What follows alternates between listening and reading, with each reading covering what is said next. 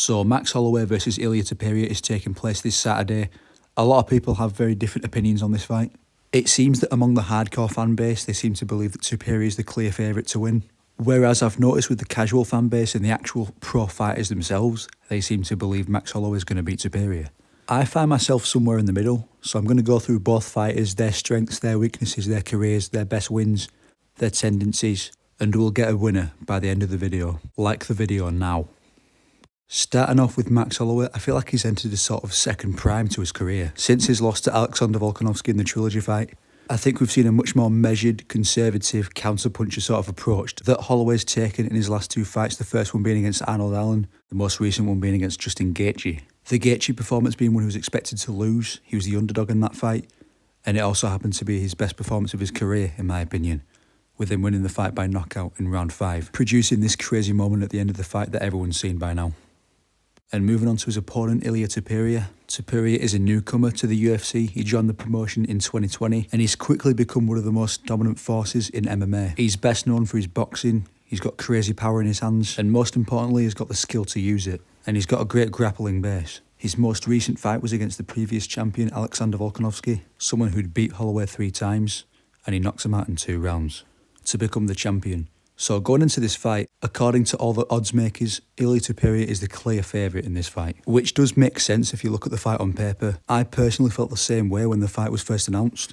I've never been fully convinced of the idea that Holloway is the best boxer in the UFC, especially considering the third fight against Volkanovski where I felt like he clearly got outboxed in that fight, losing every single round of the fight, looking a few steps below Volk in that fight, but I feel like Volk is a bit of a nightmare matchup for Holloway because Volk was playing the counter-puncher against Holloway and that's what he's the best at. Whereas I feel like Holloway is much better suited as the counter-puncher himself, especially recently.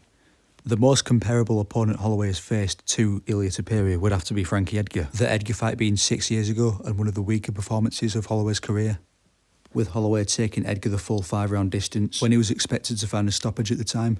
But Holloway's most recent fight against Gaethje is the reason that people seem to believe that he can win. To fully evaluate the Holloway versus Gaethje fight, what I mainly took away from that fight was that it exposed Gaethje's boxing for how bad it really is sometimes. While obviously he does have a lot of power in his hands, Gaethje had more success with the leg kicks than anything else. Because Gaethje's boxing technique sometimes is just plain rubbish. We can see Gaethje put all his power into these slappy hooks sometimes. Very sloppy, but he was landing on occasion. Especially in round 4. Where he basically dropped Holloway with a short hooker on the side of the head. So when you make a comparison between Gaethje's boxing and Ilia Topuria's boxing, Ilia's boxing is clearly more technical, a lot sharper. The technique is 10 times better. So from this you can assume that Ilia's just going to land more cleanly and much more frequently compared to Justin Gaethje. If you look at Ilia's most recent fight against Volkanovski, to evaluate how it played out, Ilia started really well in the first half of round 1. He was hurting Volk with those low kicks, and he seemed to be getting really close with his boxing. But in the second half of round 1, Volkanovski started to find Ilia's timing a bit more, with him landing his own low kicks and finding his way out of range, which led to Volkanovski winning the first round, and he seemed to be building momentum for the rest of the fight.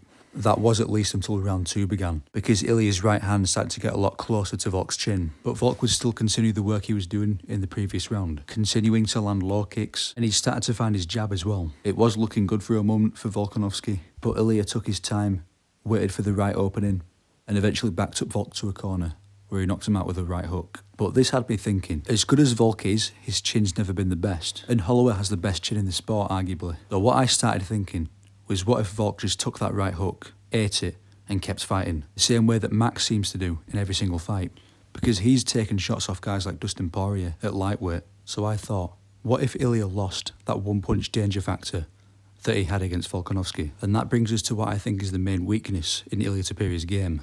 A lot of people seem to use that head kick from Jai Herbert as a detractor for Topuria, but it goes further than just the head kick. Ilia's striking defense has always been a bit open, especially against longer, taller fighters. Mainly because of his stance, he puts himself in the line of fire by keeping centre line, and while he did knock out Jai Herbert in round 2, he was struggling to find the right hand before it. And one fight I'm surprised more people haven't mentioned is the Bryce Mitchell fight. It's important to mention that Bryce Mitchell isn't really a good striker at all, but even then, he was having success at distance. He was moving well, he was using teep kicks to maintain distance, and he'd also land the occasional left hand. So even though Ilia does move his head and he does keep his hands up, he does find himself eating strikes in order to land his own strikes. Now, if Max Holloway, by the time the fight happens, is as drained as he looks, forget everything I just told you, because he's probably going to get put away in round 1.